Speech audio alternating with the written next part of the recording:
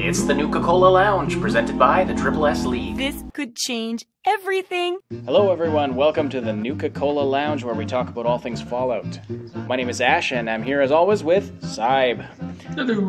And today we're going to be talking in a more general sense about Fallout lore, and specifically we're going to be discussing Vault-Tec, which is a huge element in the Fallout series. It has had a presence in all of the Fallout games, including the upcoming Fallout 4. It's a huge producer of technology in the Fallout universe, but I'm going to let Syb take it away with more of an introduction and background on that. So Vault-Tec is basically a pre-war company who made a lot of technology, and they made a lot of technological jumps, and ultimately ended up, and this is where a lot of people are like, oh, damn you, Vault-Tec, you're a bunch of bastards. Vault-Tec got taken over by the American government, the Enclave government side of things. They got integrated very much into the war technology, and by the time that the Alaskan War rolled around, just before the War of 2077, they were heavily invested into lots of different areas. So a lot of people kind of misjudge the vast majority of the Vault-Tec employees by saying that they knew about Project Safe House and they knew about all the problems with the vaults and the vault experiments, and they knew about that. Not all of them did. Some of them most certainly did, and all of their upper brass did, but the general Vault-Tec employees were, not in on those secrets. Right, and that makes sense. I mean, they're a huge corporation. They didn't just produce vaults. There's other Vault-Tec products that you find throughout the games, including the Vault-Tec assisted targeting system, the VATS, the Vault-Tec toaster, the Vault-Tec lunchbox, which now contain people. Yay! Oh, hooray! I don't know how that works, but Fallout Shelter. So they had their fingers in a lot of things, and a lot of them are sort of self-promotion, licensed products like the Vault Boy bobbleheads and t-shirts and things, but they did everything from vending machines to nuclear weapons. So it was a big corporation with a lot of divisions, obviously. Of course, what they're most famous for is the vaults. And as the war became more and more likely to happen, the Vault-Tec employees, some of them were outright executed and pushed out in favor of government agents taking over their positions and power, and the upper areas of control were taken over by the government. But Vault-Tec did get one up on the government, did get a hand up on the Enclave, and that is that they created another vault for all of their people. And that is in the Brotherhood of Steel game, which has been classified as non-canon, but we have it on very good authority that the secret vault is still out there and has just been kind of reset in the lore. It hasn't been dealt with, but it's out there somewhere. So the Enclave, you said the Enclave got involved with Vault-Tec as war was beginning to brew. And now, who were the Enclave before the war? They were basically the upper military brass and a lot of politicians. And they got together and said, very Nazi-ish, like, we are the future, over top of anybody else. They started moving that direction of taking over and controlling everybody they possibly could. In the pre-war era, Vault-Tec put up this facade of being a very family-friendly, we care about you kind of company. Almost like your classic, insurance company that really cares about you. We all know that all they really care about is your money, but it makes you feel good when they have that personal touch, and that's how Vault-Tec portrayed themselves in the pre-war era. We see that very clearly in the promotional material for Fallout 4. But as you start to delve into the games and peel back the layers, you start to see that there's something a lot more sinister going on beneath the surface, and you alluded to this already a little bit. I discovered this when I did the Fallout 3 mission involving Agatha's violin, where you have to go search for a Stradivarius in Vault 92, which you can actually see on my YouTube channel if you're so inclined. It was my first exposure, besides everything that happened right at the beginning of the story with your dad escaping and his friend being murdered and that kind of thing. It was my first exposure to the sinister nature of what Vault-Tec was actually doing and their human experimentation. And it's very subtle, and I mean, if you're not exploring very carefully, you're going to miss it. but it's there. And it was a very chilling aspect of the game, really. So Vault 92 was originally supposed to be to save musicians, but the government was like, who needs music when you can have super soldiers? And so unfortunately it did devolve into a super soldier training facility that just ended up destroying itself. There is a lot of lore about Vault-Tec wanting to save people, and then Vault-Tec bending to the will of the evil government and allowing them to do whatever they wanted. So I was going to ask, actually, the Vault-Tec salesman, the very iconic guy in the yellow suit that we see at the beginning of Fallout 4.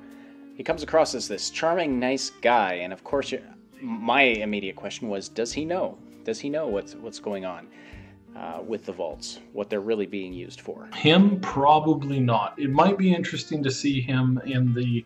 It's very possible that we will see him later in the game. It would be a terrible waste of a good voice actor and a good setup scenario kind of thing. I'm kind of hoping to see him inside the vault and then be able to like break into his room and find some information that might implicate him with knowing what was going on. But why he would willingly then go into a situation where he probably wasn't going to get out of, He does seem like a character that is going to have more of a role in the story than just that bit at the beginning. Yeah, we hope so. We hope so, at least.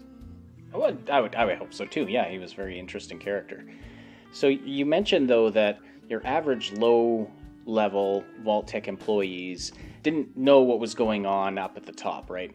They didn't know about the Enclave taking over and the human experimentation that was going on.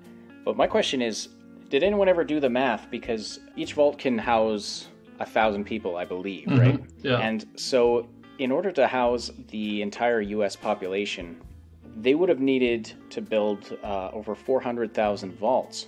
But they only built 122. And so even if they, if the goal was to save half the population or a quarter of the population, whatever they're able to do, they would have needed many, many, many more vaults, but they only built 122 vaults. Yeah, there's some talk here and there in the lore that says that if the American public had taken them more seriously, the threat of war more seriously, they would have definitely demanded more vaults, but people didn't really take the threat of the nuclear apocalypse very seriously, especially considering that they had just won back Alaska. Everybody's on high hopes. A lot of them are just like, yeah, yay, we did it, yay, nobody cares. So there was a general sense of apathy toward oncoming nuclear war. Yeah. So maybe they didn't notice that the government really wasn't building enough vaults, and even if they did notice, they maybe didn't care. But did anyone get suspicious about this, or was it... As far as we can tell, nobody got really suspicious of what Vault-Tec or what the government was doing or planning. It seems that most everybody was content to just sit in ignorance without really investigating anything. I'm gonna guess that the days of Richard Nixon didn't... It'd be interesting to see if that's ever mentioned in the Fallout lore as far as like whatever happened to the Richard Nixon of that universe. Was he a crook? Did he take advantage of the public? Did he have that wonderful encounter with David Frost? Say hello to David Frost for me. Because that maybe came out or played out indifferently, do we have a world where the public never really became critical thinkers of what the government was doing?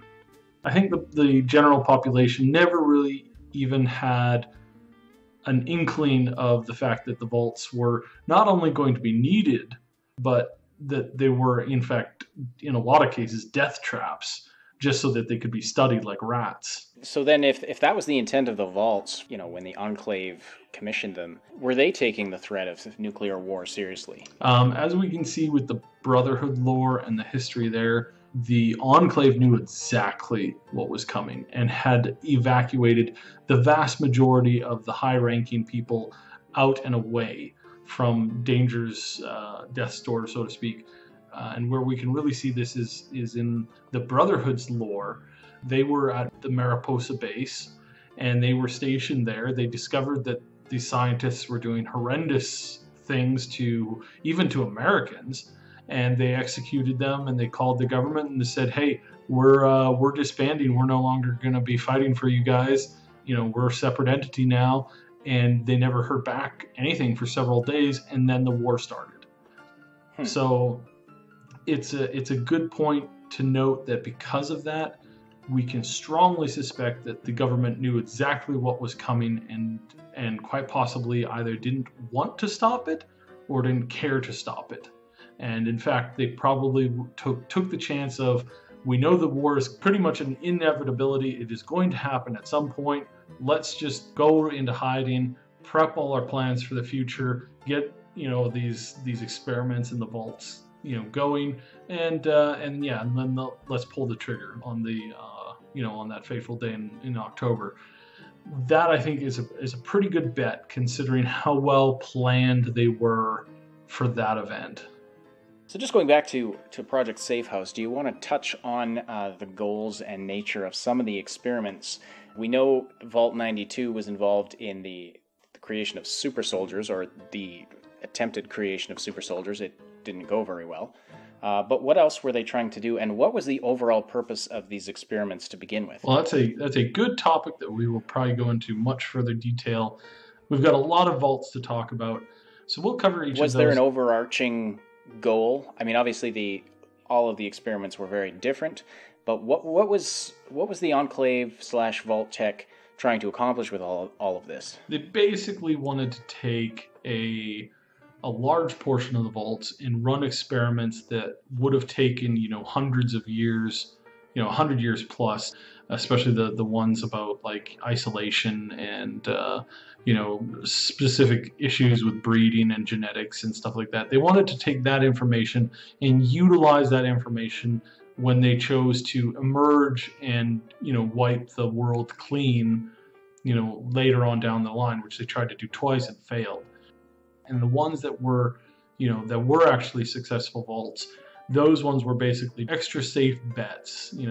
Vault City and Vault 13 and Vault 101. These were places where they knew that the human population would thrive and grow, and that they could eventually possibly come to and recruit from down the road, or secure that the clean humans were there. Like I said, very Nazi-like.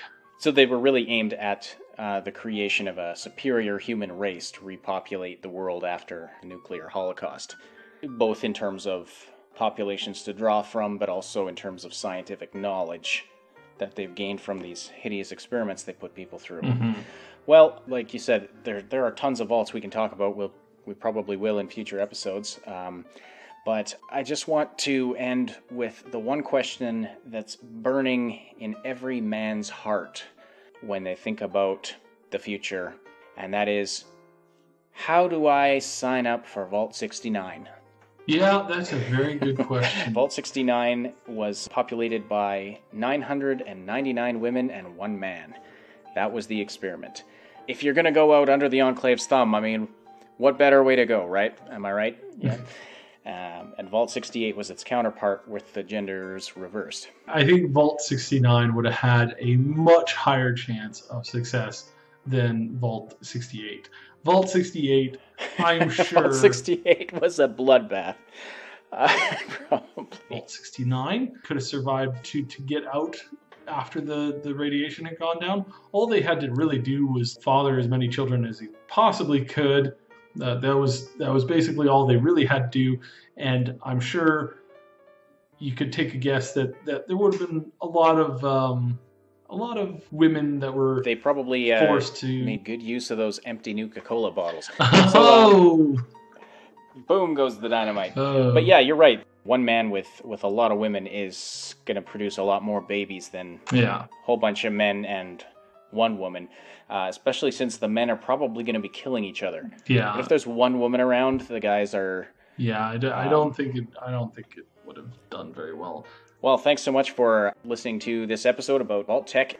We want to hear from you. If you have ideas for future episodes, specific vaults you want us to delve more into the history of, or if you have your own theories and ideas about things, feel free to drop some comments down below or tweet at us. You can find our Twitter handle in the description below this video. And don't forget to like or subscribe if you're enjoying this series. On behalf of Syb, my name is Ash, and we will be back soon with more Nuka-Cola Lounge. Keep all your blood inside your body.